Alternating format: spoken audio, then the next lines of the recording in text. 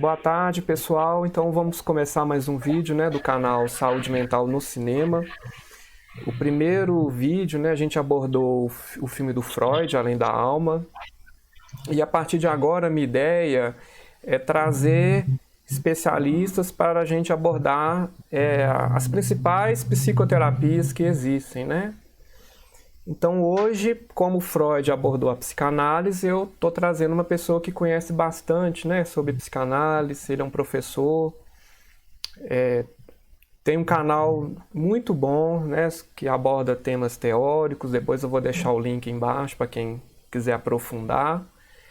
E a ideia é essa, a gente vai falar um pouquinho, né, sobre a teoria mesmo, o que que é, como é que funcionaria a psicanálise, né, a proposta da terapia, se tem contraindicação, enfim, a gente vai abordar vários temas, né?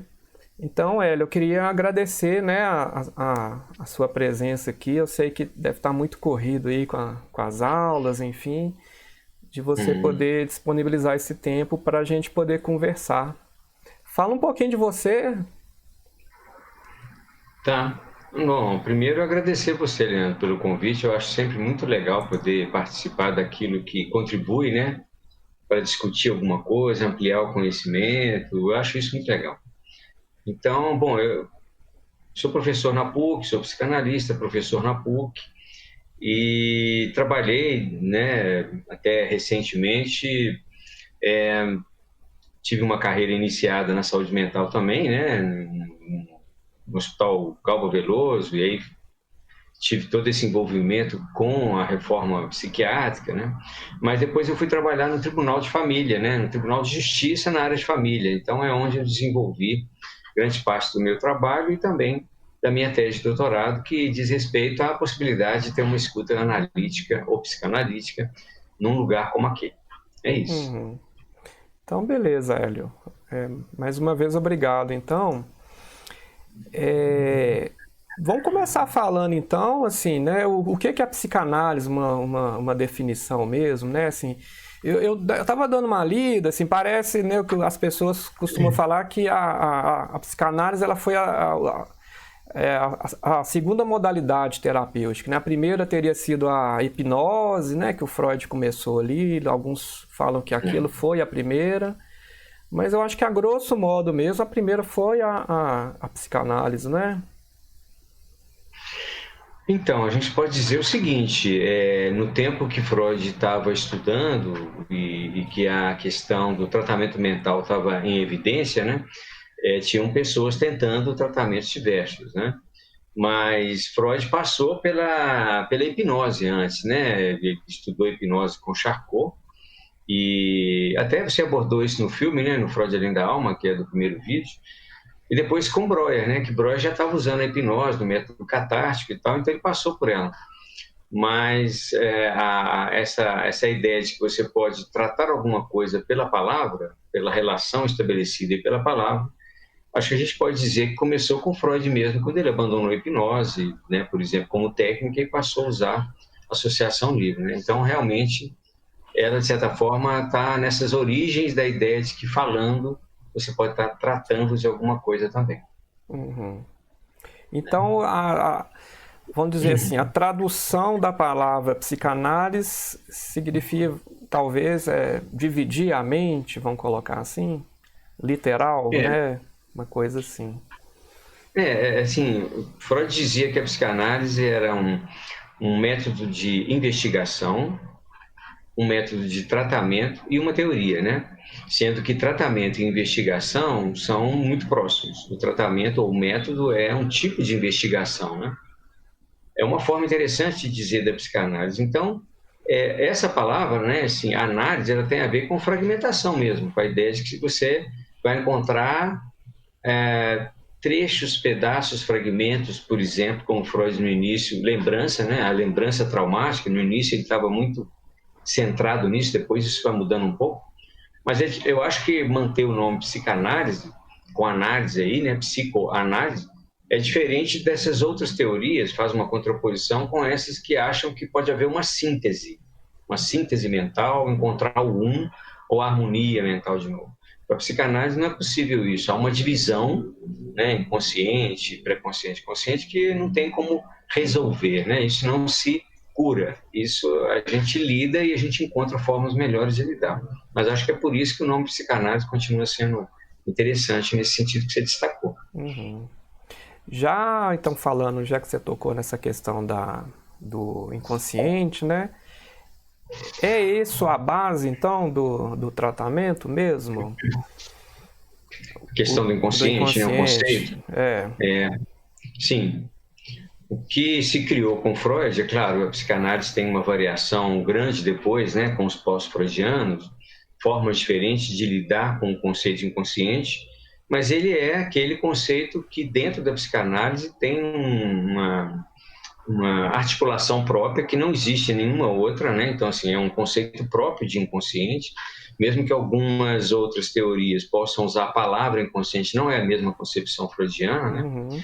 E ele é o central, foi o conceito que, de certa forma, impactou, de certa forma, a cultura e aí fez com que outras ciências, inclusive, começassem a repensar algumas coisas, né? Antropologia, sociologia, não que elas modificaram por isso, mas causam diálogo, né? Então, o conceito central é inconsciente, é o fato de que a nossa subjetividade tem uma divisão e tem uma parte dela que é completamente inacessível e outra que até é acessível em função de que é possível resgatar alguma coisa desse desejo inconsciente. Mas tem uma parte que é completamente inacessível, que é esse fundo pulsional. E isso é a nossa divisão. Então, o inconsciente está ali, né, como alguma coisa que produz efeitos na vida. Uhum. Fundamentalmente é isso. Tem muita coisa, né? Se a gente for estudar mesmo assim, a gente pensa que quem procura um terapeuta, né, ou busca ajuda, é porque está passando por algum sofrimento, né? Vamos colocar assim. Então tem que ter algum sintoma, né? Mas se a gente for aprofundar nesse assunto, a gente sabe que tem pessoas, grandes empresas que utilizam conceitos aí até para vender produtos. A gente vê teorias aí que políticos, né, utilizam conceitos aí para manipular, enfim, a gente tem muita coisa, mas eu acho que vamos tentar focar na doença, vamos colocar assim, né? Como é que, então, vamos falar sobre o sintoma, né? Lá no texto do Freud, no filme, ele não chega a abordar, eu não estou lembrado, sobre, né, as instâncias, vamos colocar assim, né, que é aquela divisão topográfica, né? Vamos falar um pouquinho de como que se geraria, né, a teoria do sintoma, né, para o paciente buscar ajuda, vamos colocar assim. Então, quer dizer, dentro da psicanálise aí, mesmo freudiana ou pós-freudiana, a gente tem uma variação grande sobre a compreensão disso, né? Mas aproveitando que você fez esse vídeo com o Freud Além da Alma, né, que eu acho legal retomar, ali no filme é um filme romanceado, mas ele vai até o momento em que Freud já estava criando mesmo as ideias da psicanálise, né? Então ele estava ainda naquilo que a gente chama de primeira tópica, né? Quando a gente fala do ego e superego, a gente está falando Da da segunda. segunda tópica que eles dizem, né? Nem é bem uma tópica porque são instâncias, mas enfim é chamada assim. Mas na primeira tópica, a questão principal era justamente essa divisão entre inconsciente e pré-consciente e consciente. É uma grande divisão, né? Tem pré-consciente e consciente, mas eles não são, a divisão não é tão relevante assim, é mais entre inconsciente. Nesse caso, Freud começa pensando no sintoma. Quando a gente fala sintoma em psicanálise, também tem que ter um parênteses, né? Sintoma teria a ver com, vamos chamar primeiro de sofrimento. Então a pessoa está em sofrimento, né? Ela apresenta um sofrimento por diversas razões. Esse sofrimento que Freud entende, para ser mais sucinto aqui, ele estaria ligado à ideia de um conflito psíquico, né? Então, há um impulso, né, há um impulso pulsional que aparece para a gente, ou aparece conscientemente como um desejo.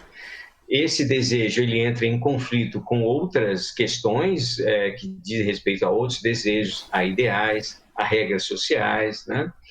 E esse conflito, que é uma coisa própria do eu, né, o Freud vai dizer do ego, esse conflito faria com que era preciso encontrar uma solução de compromisso, por exemplo, né? Então, aí, qual que é a resposta? O sintoma ou o sofrimento que o sujeito apresenta, e que ele desconhece a origem, ele seria uma conjunção de satisfazer de uma forma desviada a pulsão ou o desejo, né? É mais fácil falar o desejo, satisfazer o desejo e não satisfazê-lo ao mesmo tempo. As duas coisas encontram-se naquele sintoma ou naquele sofrimento que a pessoa apresenta, né? Então, essa é a primeira concepção de Freud, que, de certa forma, vai continuar durante a obra toda. Mas se a gente pensa na segunda instância, né, com ego, id, superego, que são os termos que a gente conhece mais, eu estou dizendo em relação a uma tradução que fosse eu, supereu e isso, né? Mas pensando no ego e superego, aí a questão vai continuar sendo, o fundo, a questão é pulsional, aparece como desejo, tem uma defesa em relação a isso, né? A noção de defesa psíquica é muito importante. E aí haveria um conflito, então, do ego, né? Com isso que vem como moção pulsional, e também numa relação aí, nesse momento já é possível falar, com também essa parte inconsciente do ego, porque na segunda instância, Freud vai localizar também, vai dizer também que o próprio eu tem uma parte inconsciente. Não é só o inconsciente esse da pulsão, mas tem uma parte inconsciente do eu, que de certa forma se liga a uma parte das suas identificações, ou aquilo que ele chama de eu ideal, né, o ideal do eu. Então há um conflito que articula tudo isso, e isso aparece como um sofrimento, porque a pessoa não é capaz de elaborar esse conflito, ela não é capaz de dar um sentido ou um destino para aquilo que vem como pulsão e aparece como desejo. Isso de forma bem geral, né, bem geral, porque aí a gente está falando daquilo com que Freud criou a psicanálise, que é o campo da neurose, né? Mas bem geral seria mais ou menos isso. Não sei se está muito legal assim. Sim, não. Tá? Eu já li muito assim, livros tentando dar exemplos, cita, né, alguma metáfora. Você tem alguma simples que poderia explicar assim? Para o pessoal que é às vezes mais leigo, por exemplo, né? Sim, sim. Ó, eu acho o seguinte, um exemplo que é muito legal de dar é claro que ele tem a sua particularidade, né? A gente sempre vai falar de psicanálise, tem que tomar cuidado com generalização, né? Mas um exemplo legal de dar são alguns casos em que a pessoa tem fobia, por exemplo, né? Vamos pegar um caso assim. Poderia se pensar em muitos outros, mas vamos pegar um caso de fobia, que eu acho que é assim que a gente consegue introduzir um pouquinho. Então, por exemplo, no caso de um animal fóbico, vamos pensar um animal fóbico. A pessoa tem uma fobia que é simplesmente estar aterrorizado ou completamente em pânico frente a um determinado animal ou inseto, seja o que for, né? O que acontece com isso seria o seguinte, se a gente pensar na explicação psicanalítica, né? A pessoa não vai ter nenhuma noção disso. O trabalho para isso aparecer seria numa análise mesmo, no atendimento.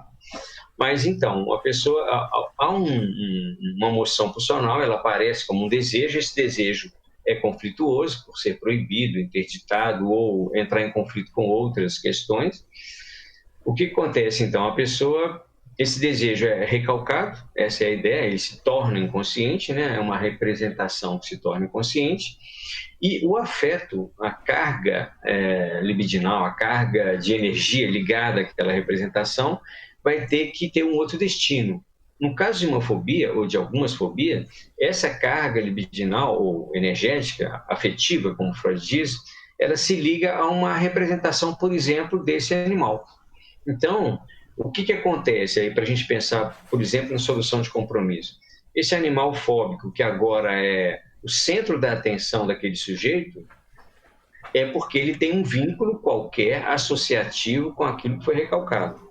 E ele tem a mesma carga de intensidade daquilo que foi recalcado. Só que o sentimento que aparece não é mais aquilo que acompanhava a representação recalcada. O que acompanhava a representação recalcada poderia ser um desejo, amor, um sentimento erótico ou um sentimento de ódio, alguma coisa que não foi possível assimilar, né? Então, com o recalque do representante, ou dessa representação do desejo, ela se desloca para outra. Então, agora a pessoa tem medo daquilo ali e ela tem um pavor, mas não é exatamente daquilo. Aquilo está no lugar de alguma coisa que foi recalcada. Essa que é a ideia. E aí, a solução de compromisso aparece como nesse exemplo? É o fato de que a pessoa pensa muito nesse animal fóbico, porque ela não pode encontrar, porque ela detesta. Esse animal passa a ocupar um espaço na vida da pessoa para ela fugir dele. Né? Então, assim, aí a gente vê como que é satisfazer e não satisfazer o desejo ao mesmo tempo. Né? Uhum. Satisfazer de uma forma substitutiva. Não Uhum. sei, espero que tenha sido claro, Sim. assim, só para fazer Aham. um exemplo. Sim. Tá? Vamos falar um pouquinho então de como o terapeuta consegue, né, assim, ajudar essa pessoa, né? A gente já falou um pouquinho, mas vamos dar talvez nomes mais claros, né? Aquela questão de como que funcionaria a análise, né? Tá.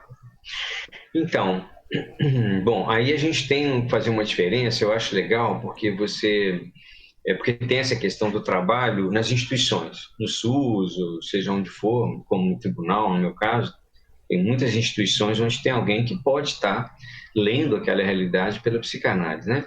Mas a análise mesmo, essa do atendimento individual, né? Pelo menos na vertente que eu entendo a psicanálise chamada psicanálise pura, ou como Lacan diz, psicanálise em intenção, ela é um a um, né? Ela acontece ali na análise, né? No analista e o senhor analisando, pensando nesse setting, né? Qual que é a questão aí? O analista vai investigar, né, aquela questão da investigação, através de perguntas, de deixar a pessoa falar. Quem fala ali tem que ser mesmo o analisando, né, quem está procurando. O analista fala muito menos, porque ele está ali para escutar, para perguntar, para marcar uma palavra, para talvez fazer uma pequena interpretação. Na medida que uma relação transferencial, né, acontece ali, e esse caminho vai sendo feito pela associação livre, pela repetição de algumas questões que acontecem na transferência. Isso que estava recalcado ou afastado, né? Estou usando os termos bem freudianos mesmo, ele pode ser resgatado. E resgatado dentro dessa relação transferencial onde está sendo trabalhado, e daí sim isso encontrar um outro caminho que é uma elaboração, né? Então, aquelas questões que dizem respeito ao desejo, que são questões que a gente traz marcadas desde a infância, né? A minha relação com cada um que cuidou de mim e com quem eu me relacionei também com as outras crianças, mas principalmente os adultos que cuidaram de mim, me marcaram de diversas formas, nas relações de desejo e de amor, né? O que é o amor, qual a demanda de amor, como é que eu ofereço alguma coisa para o outro, recebo do outro, isso dentro do campo da sexualidade infantil, que é outro conceito psicanalítico, a pulsão, né, que vai ser marcada aí, que vai aparecer como um desejo, que pode ser conflitivo. Então, na medida que isso pode ser elaborado, algumas coisas se desfazem. A gente poderia dizer que assim é como se desenlaçasse alguns nós, né, para abrir para outros caminhos. Agora, não significa que isso sempre vai acontecer ou que isso aconteça de uma vez, né? A psicanálise mesmo, essa análise, ela vai caminhar. Então, tem muita gente que vai para tratamento analítico ou procura um psicanalista e vai resolvendo algumas coisas ali e pronto, acabou. Ela não há um motivo para continuar para ela mesma, ela não tem esse interesse. Resolveu algumas coisas, pronto, chegou em alguns pontos, concluiu-se alguma coisa, concluiu-se que alguma coisa muda, concluiu-se que não vai mudar, que é isso mesmo, e pronto. Mas tem aquelas pessoas que vão seguindo a análise, como os próprios psicanalistas, que para se formarem, para se colocar nesse lugar, tem que fazer análise, justamente, senão não consegue escutar o outro, né? Se a gente não trabalha a questão das nossas questões inconscientes, a gente não vai conseguir ajudar os outros, não vai conseguir escutar os outros, né? Então, a análise que vai durar longos anos, né, ela acontece com algumas pessoas, com muitos psicanalistas, que é o que é a formação mesmo, para que aí se chegue naqueles pontos mesmo, fundamentais, da fantasia, das primeiras relações, que algumas coisas mudam ali, né? Mas não é para todo mundo, e, como diria a Rudinesco, né, que eu acho legal, a Elizabeth Rudinesco, ela fala, psicanálise é uma viagem, né? Nesse sentido de análise mesmo, extensa, né? Mas é uma análise extensa que não tem padrão para acontecer, né? Aí não sei se eu estou falando muito aqui, Leandro, mas é só para colocar uma diferença, né? A análise não tem padrão, assim, no sentido, tem que ser tantas vezes por semana, tem que ser... Não, ela precisa encontrar alguém que faça uma escuta do ponto de vista da psicanálise, né? Se ela for de 15 em 15 dias, pode ser que alguma coisa funcione aí, pode ser que não. Tem que ver cada caso como é. Porque tem algumas instituições que defendem essa questão de que a análise é 3 ou 4 vezes por semana, durante tantos anos. Eu não entendo que existe padrão, eu entendo que o que mobiliza o sujeito e pode fazê-lo sair daquela posição sintomática ou de sofrimento que ele está e reelaborar alguma coisa, isso é a análise. Agora, a análise na instituição, ou o psicanalista na instituição, não tem análise na instituição, ele também pode fazer alguma coisa nesse sentido, assim, desde que ele se coloque para escutar a pessoa que chega como sujeito, sujeito do desejo, né? Esse sujeito que está mobilizado por alguma coisa do seu próprio desejo, no seu conflito, desde que ele se coloque, alguma escuta é possível acontecer. Uma escuta não significa que é análise, mas é uma escuta, como algumas pessoas diriam, implicada com a psicanálise, né? Ligada à psicanálise. Isso é chamado de psicanálise, por exemplo, psicanálise aplicada, né? Ou psicanálise em extensão, como diz Lacan. Então, é possível, né? No meu trabalho no tribunal mesmo, eu acho que a minha tese foi justamente defender que é possível receber as famílias em conflito, disputando guarda, convivência, uma escuta que fizesse com que esse sujeito do desejo ficasse mais em evidência, que aquilo que movimenta o sujeito aparecesse mais do que a demanda jurídica necessariamente, uma outra demanda, uma outra questão, que às vezes é importante, às vezes não, mas quando é importante, ela causa efeitos nos casos. Eu imagino que trabalhar na saúde mental, como eu vejo meus colegas e toda a produção de quem é da psicanálise trabalha na saúde mental, é por aí também, né? É saber que está ali frente a alguém que está sofrendo, que demanda algum tipo de cuidado, que tem seu conflito, que não sabe por que sofre, mas que está querendo falar. E é nessa fala que vai ser possível mobilizar alguma coisa. Não vai ser a análise como no consultório, não tem jeito de ser, mas tem jeito de ser uma escuta que está relacionada à forma como o analista se posicionaria frente ao sujeito que chega para ele. Não como um objeto, mas como um sujeito mesmo, um sujeito que vai falar sem saber o que diz. Estou tentando colocar em palavras assim mais gerais. Certo. Uma outra coisa até que eu lembrei, né, é aquela questão da cobrança de resultado, né? A gente vive numa sociedade que às vezes a gente vai atender até um paciente, a família quer entrar primeiro, que quer isso, que quer aquilo, e tem muita gente às vezes que fala que, não, eu fiz 2 anos de terapia, não joguei dinheiro fora, sei lá o quê, né? Eu me lembrei de um filme, né? O Gênio Indomável, você já assistiu? Com o Matt Damon? Eu não me lembro, mas assim, ele é um clássico, né? Ele é um gênio, né? Depois a gente pode até abordar aqui no canal, né? E ele foi preso, ele comete vários pequenos delitos, briga, enfim. Só que ele é um gênio da matemática, ele trabalha varrendo com limpeza em uma faculdade, e o professor lá, ele costuma colocar uns problemas em um quadro lá no corredor, e ele sempre de noite ia lá e resolvia. E ninguém sabia quem que era essa pessoa. Aí o coordenador dessa área descobre que é ele acaba brigando na rua, vai preso, e não tem pai, não tem mãe, enfim. E esse diretor assume a guarda dele desde que ele faça parte da equipe dele, né? E aquele Robin Williams, aquele ator que até tirou a sua vida, né? É o terapeuta dele, né? E é interessante que ele passou por vários terapeutas, ele não mexia, o terapeuta ficava invocado, brigava com ele, enfim. E tem uma cena que fica os dois, assim, 1 hora, um olhando para a cara do outro e ninguém fala nada, né? Aí dá a hora, ele vai embora. E vem esse diretor cobrando, fala, mas como é que vocês ficam 1 hora, né, no consultório, sem falar nada? Aí o Robin fala, não, mas tem que partir dele. E depois flui a terapia, assim, enfim, acaba ajudando esse personagem, né?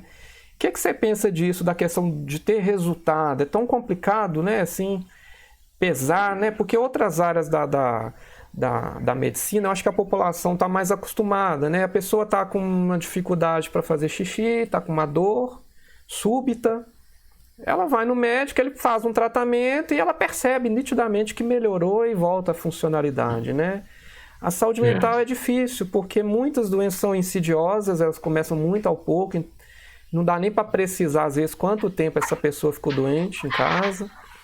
E depois, quando né, o caldo entorna, vamos dizer assim, né, que tem uma crise intensa, a família quer, de forma rápida, resolver aquilo, né? Como é que você pensa essa questão? Olha, assim,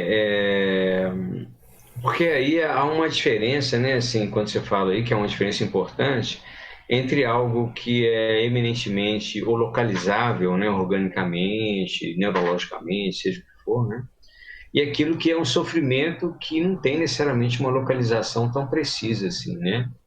É alguma coisa que pode sofrer a ação medicamentosa de forma importante, muitas vezes, sim, evidentemente, né? Mas ela não é localizável, assim, porque ela diz respeito a esse sujeito, né? Ela não diz respeito só a uma parte do corpo ou a um funcionamento sistêmico que poderia ser alterado a partir de alguma... se tem a ver com funcionamento sistêmico, tem a ver também com toda a questão histórica do sujeito, né? Então, a gente está vivendo um tempo em que está se priorizando, de certa forma, essas práticas que prometem alguma eficácia um pouco maior, um pouco mais rápido, né? Tudo está... Bom, há muita tendência nesse sentido.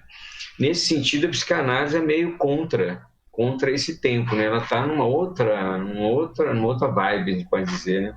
Ela está num contratempo de eficácia rápida. Agora, existem efeitos rápidos numa psicanálise? Sim, pode haver. Você recebe alguém, acolhe aquela demanda, faz alguma intervenção, às vezes o sofrimento maior ele pode ter um alívio rápido, mas não resolveu a questão. Ela vai precisar de mais tempo, né? É um outro tempo. O tempo de trabalho do sujeito, ou o tempo do inconsciente, não é o tempo cronológico, o tempo do capital, por exemplo, né? Então, é isso. Então, muita gente vai dizer, não, eu acho que eu gastei dinheiro à toa, tem muita piada, aliás, sobre isso também, né? Falando do sujeito que ficou tantos anos, podia ter usado dinheiro para outra coisa, enfim. Aí é a forma como cada um vai lidar com isso. Agora, tem muita gente, inclusive, que vai se queixar de eficácias tendo resolvido seus problemas. Porque a questão aí passa por outra interpretação, né? A pessoa resolveu, mas vai se queixar, ela nem entende que resolveu, na verdade. Isso acontece porque há uma dimensão inconsciente também nisso, o que não nos exime de ser responsáveis, evidentemente, né? Mas realmente a psicanálise não se encaixa da forma como ela é proposta nesse tempo de cobrança de eficácia. Ela não pode prometer, assim, em tantas sessões, em tanto tempo nós vamos conseguir, ou vamos resolver, ou vamos chegar no caminho. Não há, né? Não há nenhum tipo de promessa em psicanálise, a não ser o seguinte: você vai falar e estou aqui para ajudar. Mas a gente não sabe exatamente o que vai acontecer. A gente sabe que pode mudar, que o sofrimento pode ser diferente, mas a gente não sabe exatamente como, não tem uma fórmula, né? Então, realmente é um problema. É um problema que faz com que muita gente diga que a psicanálise não vai sobreviver. Pode ser, né? Não sei. Mas o sujeito está aí, está sempre querendo alguma coisa melhor, né? Então, nem sempre as soluções rápidas também permanecem, né? Elas às vezes resolvem um ponto, depois aparece outro, não chega ali onde é que está a questão, a repetição, ou aquilo que diz respeito ao desejo, né? Aquela questão de relacionamento, né? Só para brincar um pouco, você troca de relacionamento, mas repete os mesmos problemas, né? Então, o que não muda aí, né? Não sei se você já ouviu essa piadinha que circulou na internet há pouco tempo, que diz o seguinte, é uma brincadeira: se você não faz terapia, a sua ex aparece num corpo diferente, né? É muito engraçado, né? É justamente isso, alguma coisa pode se repetir aí. Pegando esse gancho, então, assim, na sua opinião, existe alguma contraindicação, por exemplo, para algum paciente fazer psicanálise, por exemplo? Eu posso falar, assim, por mim, de terapia, né, de um paciente que veio até mim. Assim, o que eu tive mais dificuldade foi, na verdade, o paciente que não consegue falar, né? Um paciente que teve, sei lá, um quadro de rubéola lá, congênita e nasce sem falar, né? Surdo-mudo, vamos colocar assim. E é uma falha minha porque eu ainda não sei, eu não aprendi a linguagem de sinais, enfim. Aí acaba que o familiar tem que entrar junto e quem traz, né, o contexto é essa pessoa. Então, talvez isso seria um, um ponto importante. Mas, na sua opinião, tem algum outro? Por exemplo, paciente que tem algum atraso? Enfim, paciente Então, assim, autista, não sei. de certa forma é o seguinte, a gente pode dizer que qualquer pessoa que se relacione, né, com os outros, a gente vai ver ali um sujeito que se constitui como sujeito de desejo. Mas é evidente que se você pega alguém quadros que tenha um déficit cognitivo muito alto, né? Será que isso serve a alguma coisa? A psicanálise em si? Ou ela vai estar ali como um conhecimento que a pessoa tem e que, de certa forma, permite pescar alguma coisa ou outra do sujeito, né? Mas não é a psicanálise, né? Uhum. A mesma coisa, você citou esse caso aí do surdo-mudo, né?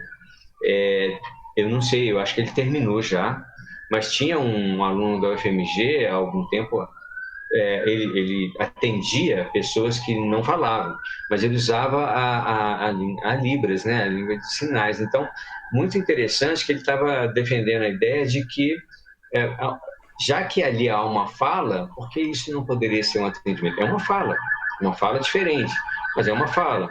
Então, assim, para quem pode falar dessa forma, por que isso não poderia ser um atendimento também?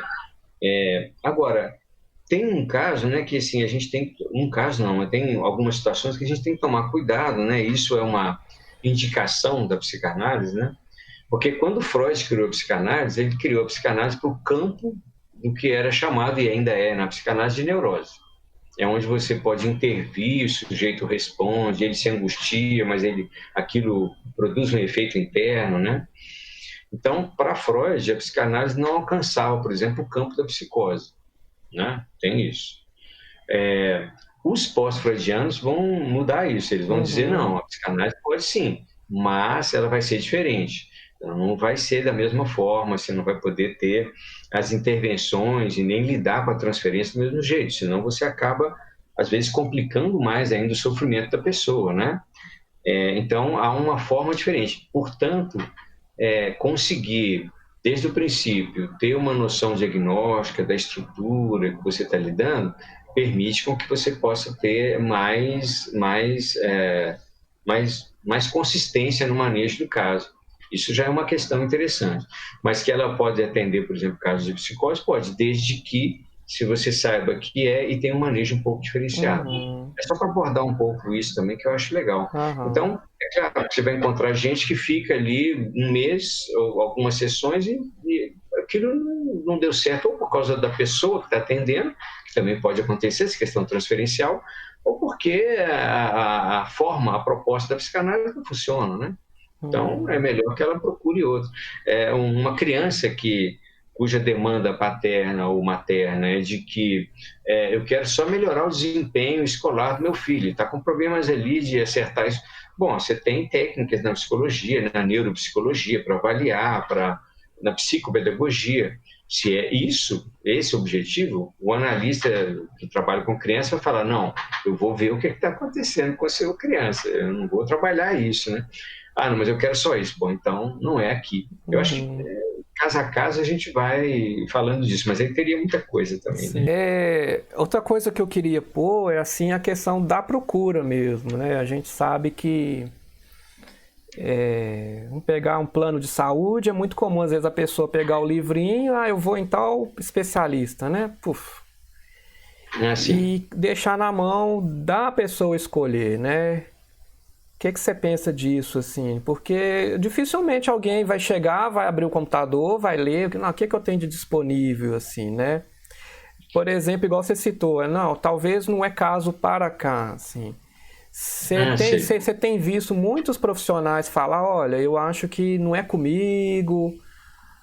O que você pensa Hum, sobre, né? Tem a questão ética, assim, a questão financeira às vezes envolvida, né? sim. Complicado.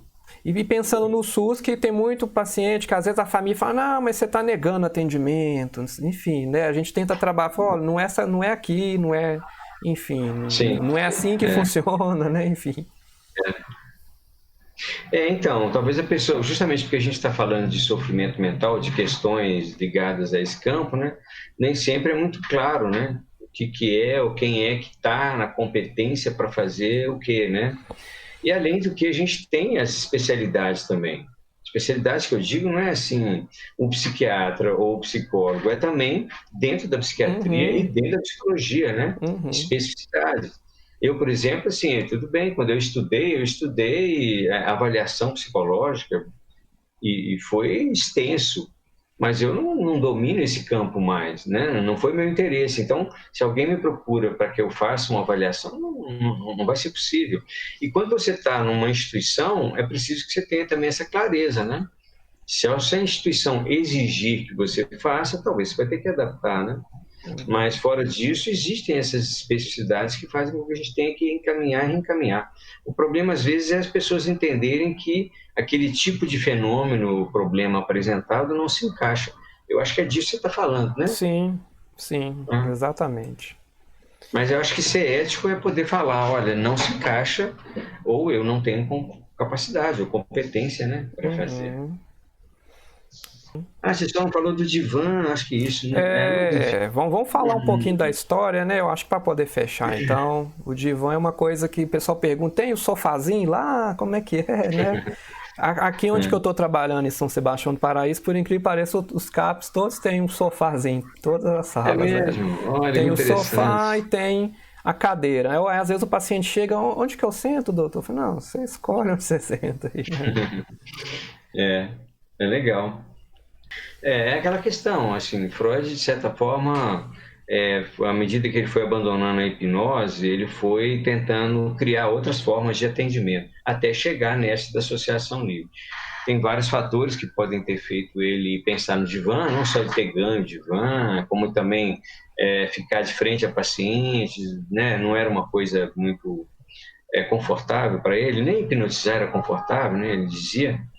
Mas o fato é que criou-se um certo jeito de fazer análise que é o divã, tanto que ele ficou disseminado na cultura. Qualquer filme, charge, vai ter o divã e o analista lá atrás, né?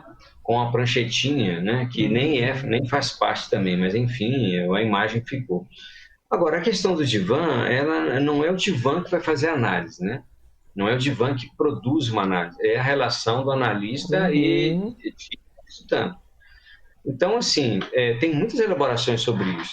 A que eu compartilho, que é essa que vem da escola francesa, sobretudo de Lacan, é que o divã é um instrumento que está ali, que permite você romper o olhar, né? Que o olhar é uma forma também que a gente fala e avalia o que o outro está supostamente pensando pela expressão, né? E isso faz com que eu também tenha mais dificuldade de entrar em associação livre, porque eu não posso falar qualquer coisa, eu fico controlando que o outro, a expressão do outro tem essa ideia, né? Então você rompe um pouco esse círculo para que a pessoa fale mais livremente, uhum, uma posição que pode ser um pouco mais relaxada também, tem gente que diz isso, e escute, né? Dali também do analista. Essa é uma questão. Mas, de acordo com Lacan, né, assim, a análise não depende do divã. Uma análise pode acontecer sem divã, uhum, frente a frente. Não é. A questão é como que se escuta e como que aquela relação se estabelece, como que se maneja a transferência, né? uhum, Então, não depende do divã. Pode acontecer em qualquer lugar onde haja a possibilidade disso caminhar, né? uhum, Então, não precisa também chegar no analista e deitar no divã, né? uhum, Para Lacan, para os lacanianos, a entrada, a ida para o divã pode até ser um momento de trabalho clínico, diferente daquele que vinha acontecendo antes do divã. Então, o convite que o analista pode fazer para ir para o divã, que não precisa ser aceito, é um convite, é também um momento que, do ponto de vista lacaniano, se disse que aconteceu, então, uma retificação subjetiva. Mudou o posicionamento daquele sujeito em relação às suas questões, e agora ele está num outro momento em que a transferência permite que isso caminhe de uma forma diferente. Mas são elaborações e que não precisam acontecer, né? Não é preciso ter o divã. Mas ele é alguma coisa clássica. Agora, se alguém for no consultório de alguém que se diz psicanalista e não tem divã, também não tem nenhum problema. Não é assim. Sim, o que importa é a ferramenta, né, que está sendo usada lá, né? O filme coloca até isso. Tem uma cena, né, que tá aquela Cecily, ela tá deitada de costas, o Freud ouvindo, e ela vira, não, mas por que você não vai olhar para mim? E fala, não, continua, assim, tá fluindo tão bem, né? Depois eu li em algum lugar falando, né, o Freud talvez teria sido perguntado, né, por que ele ficava sempre o paciente de costa para ele, que ele fala assim, não, eu não aguento ficar olhando demais o paciente me encarando o dia todo, eu prefiro assim, né? Foi a resposta que eu achei, assim, né? Sim, é uma possibilidade também que tudo isso fez parte. Agora, construiu um instrumento que muitas vezes tem alguns efeitos interessantes, né? Porque a gente falar sem ver a pessoa, né? Ouvindo uma voz que fala ali, que faz intervenções, é muito interessante. Mas, por exemplo, um divã, do ponto de vista que a gente está falando lacaniano, e de forma, estou generalizando um pouco, né? Mas o divã não é indicado num caso de psicose, por exemplo. Tá? Justamente porque ele teria efeitos que não são muito interessantes quando a gente fala de estrutura psicótica. Sim. Até sobre esse tema, o Hélio, o meu trabalho de conclusão foi sobre uma espécie de terapia que chama diálogo aberto. Não sei se você já ouviu falar. Lá da Finlândia. É recém, 1980 que começou, é justamente para tratar psicose, sabe? Depois eu vou tentar convidar alguém para abordar.